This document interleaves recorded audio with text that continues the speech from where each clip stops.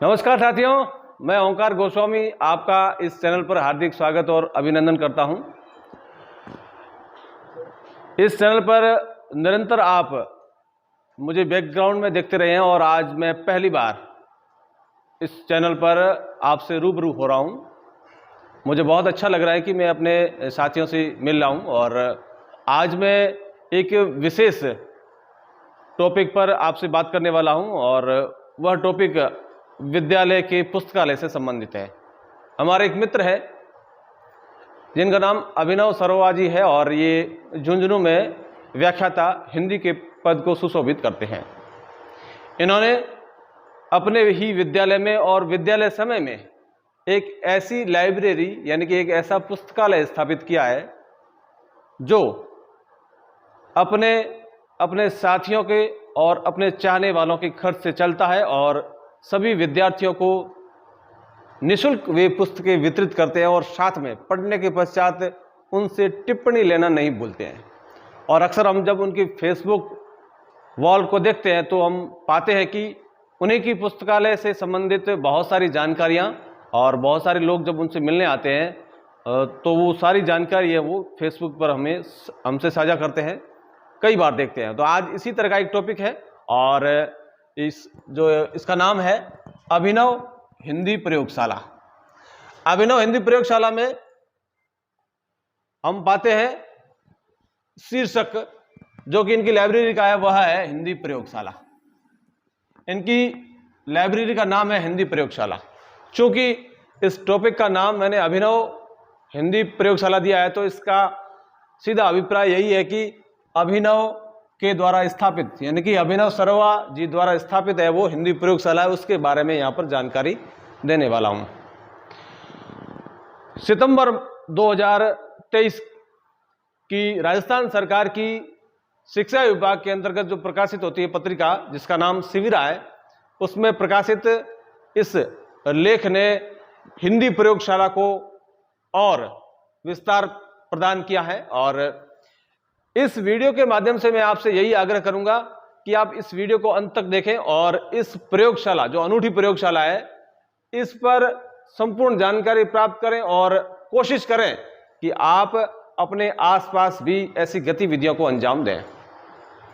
तो जैसा कि आप जानते हैं कि मोबाइल, इंटरनेट, सोशल मीडिया इत्यादि माध्यमों से हर इंसान घिरा हुआ है। अब इसके संबंध सोशल मीडिया पर अधिक व व्यक्तिगत रूप से कम होते जा रहे हैं। इंसान की इंसानियत तकनीकी रूप लेती जा रही है, वह अपनों के पास रहकर भी पास नहीं है। कारण एक ही है कि उसे तकनीकी की आदत सी हो गई है। इसी का परिणाम है कि उसकी भावनाएं मर चुकी हैं, कल्पना शक्ति का ह्रास हो चुका है और व्यक्तिगत संबंध टूटते से जा रहे हैं।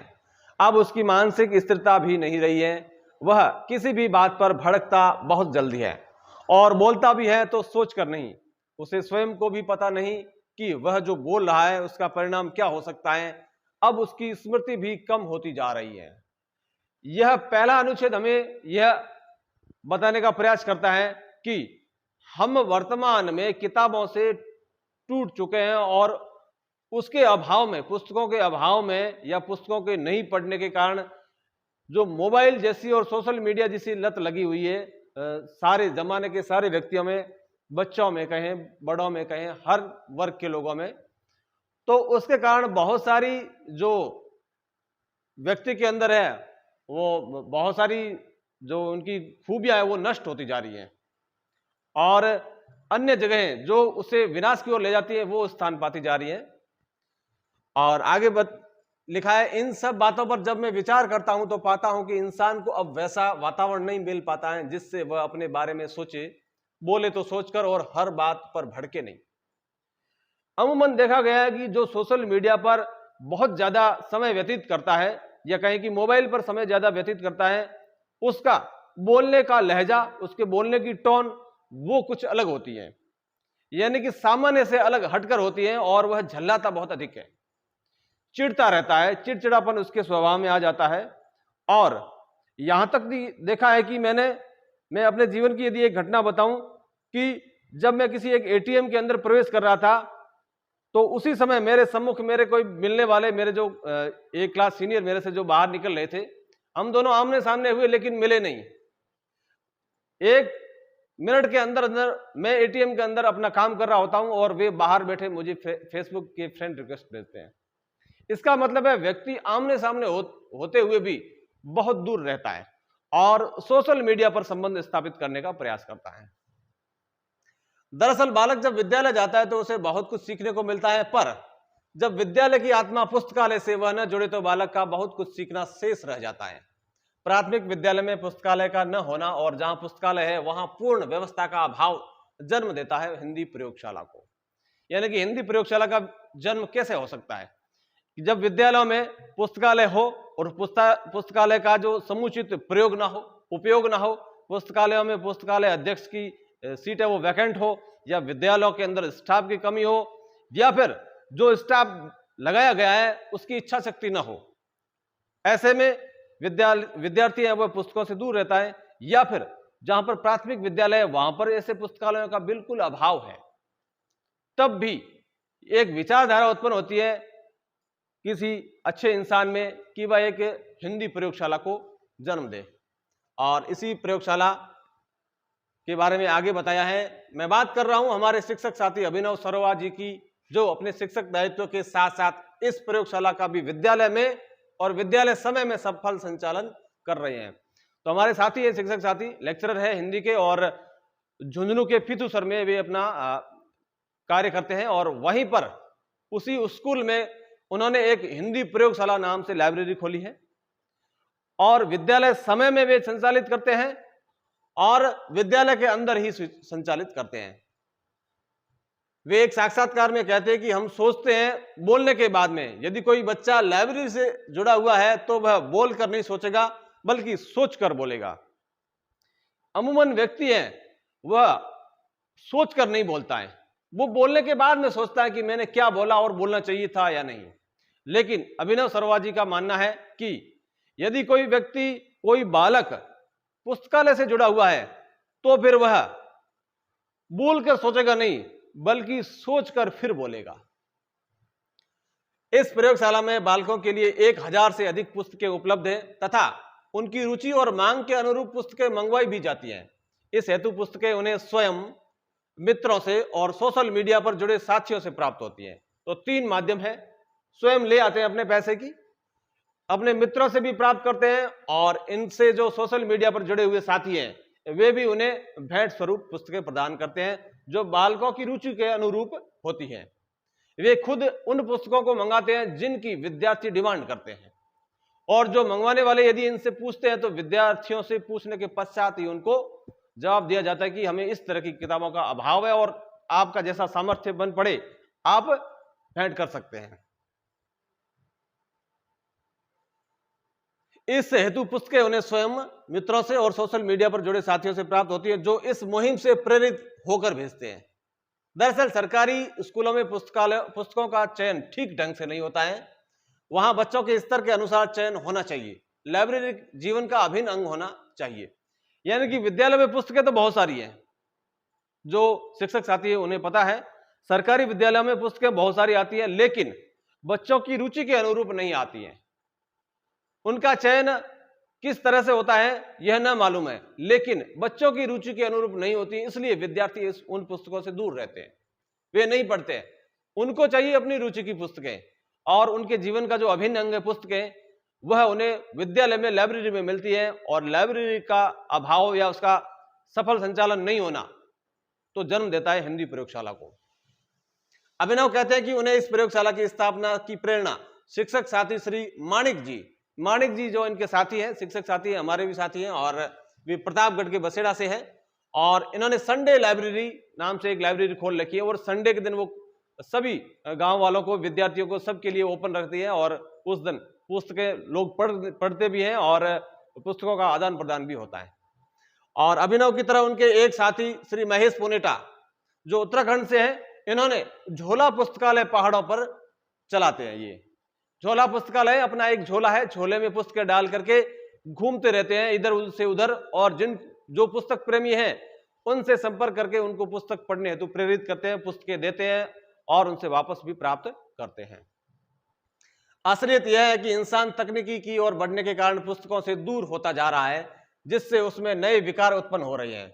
बालक को लाइब्रेरी या किताबों से जोड़कर उसकी क्षमताओं का विकास किया जा सकता है। इन्हीं से प्रेरणा भी मिलती है। हिंदी प्रयोगशाला में किसी प्रकार का रजिस्टर मेंटेन नहीं होता है। यह बहुत महत्वपूर्ण बात है, रजिस्टर मेंटेन नहीं होता है। पुस्तकें रखी हुई है, टांगी हुई है, जिसको चाहे ले ले और पढ़ने के पश्चात जहां जगह मिले वहां पर रख दे। कोई रजिस्टर मेंटेन नहीं, ईमानदारी से काम होता है। इससे व्यक्ति भी ईमानदार बनता है, और यदि कोई पुस्तक 4 दिन नहीं ला पाता है तो उससे कोई मोटा फर्क नहीं पड़ता है, वो पढ़ करके ही ले आता है। बालक पुस्तकें ले जाते हैं और पढ़कर वापस यथास्थान रख देते हैं। किताब पढ़कर उस पर टिप्पणी या समीक्षा लिखकर बालक ले आते हैं और अभिनव बहुत बार अपनी फेसबुक वॉल पर उसे सभी के साथ साझा करते हैं। पुस्तक पढ़ने के बाद में इस पुस्तकालय की एक अभिन्न विशेषता है और अभिनव विशेषता है कि पुस्तक पढ़ने के बाद में उसकी जैसी क्षमता है वैसी वो समीक्षा या टिप्पणी जरूर लिखे। टिप्पणी लिखने से उसकी लेखन शक्ति का विकास होता है, उसकी शैली का विकास होता है, उसके शब्दकोश का विकास होता है, वह अपनी अभिव्यक्ति कर पाता है, और बार बार जब वो लिखता है तो उसकी लेखन शैली और समृद्ध होती जाती है। तो इस प्रकार से अभिनव जी इन पुस्तकालयों से नए लेखकों की एक कतार भी तैयार कर रहे हैं। जब अभिनव से पूछा गया कि इस प्रकार किताबें चोरी हो जाएगी तो वे चिर परिचित देसी अंदाज में कहते हैं, काश किताबों के चोर होते। उनसे जब पूछा गया कि किताबें यदि इस तरह से कोई रजिस्टर मेंटेन नहीं है, ले जाए और फिर इस तरह से चोरी हो जाए तो फिर क्या है, उनका देसी अंदाज में यही कहना था कि किताबों के चोर अब बचे ही कहां हैं, अब किताबों के चोर है ही नहीं, काश किताबों के चोर होते। इनसे प्रेरित होकर सरकारी स्कूलों महाविद्यालयों में लगभग 10 प्रयोगशालाएं या पुस्तकालय और खुले हैं। ऐसा देखकर कहा जा सकता है कि यह एक संक्रमण का रोग है, छूत का रोग है, इसको फैल जाना चाहिए, क्योंकि पुस्तकालय ज्ञान का भंडार है और इसमें विद्यालय की जान बसती है। तो इसका विस्तार भी होता जा रहा है और लगातार विस्तार होता जा रहा है, और नए पुस्तकालय नए नए स्थानों पर खुल रहे हैं। अभिनव की इस मुहिम के कारण मध्य प्रदेश में IAS तरुण भटनागर जी मध्य प्रदेश में IAS है, प्रशासनिक अधिकारी हैं, और चर्चित लेखक शिरीष खरे ने उन्हें अपनी फेसबुक वॉल पर जगह देकर मजबूत किया है। शिरीष खरे एक चर्चित लेखक है, उन्होंने, और तरुण भटनागर जी जो IAS है मध्य प्रदेश में, उन्होंने इनकी पीठ थपथपाई है अपनी फेसबुक वॉल पर हिंदी प्रयोगशाला की बात लिखकर।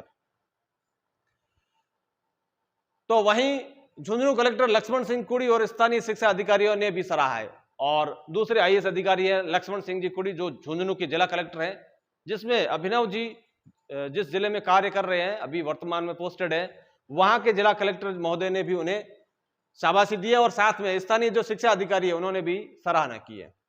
इस तरह हिंदी प्रयोगशाला मजबूत होती जा रही है। अभिनव जैसे शिक्षकों को असल शिक्षक कहा जा सकता है। वे कहते हैं, किताबें मंगवाएं, खरीद कर पढ़ें, खरीद कर न पढ़ें तो मांग कर पढ़े, और मांगने से न दें तो चोर कर पढ़े। किताबों से पढ़ना, किताबों से जुड़े रहना निहायत जरूरी है। यह कहना है अभिनव सरोजा का।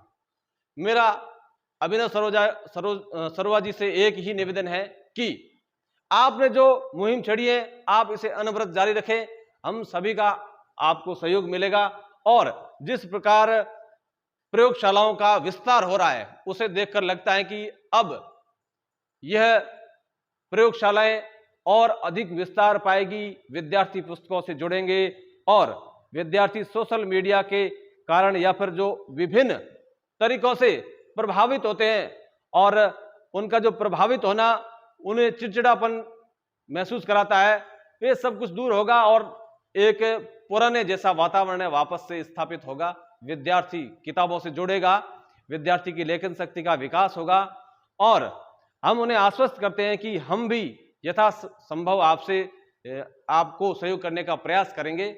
और इस तरह से मैं बहुत बहुत आभार प्रकट करता हूं अभिनव जी का कि उन्होंने एक अच्छा मंच तैयार किया, शिक्षक साथियों के लिए भी उन्हें प्रेरित किया और विद्यार्थियों के लिए भी उन्होंने अच्छा मंच तैयार किया।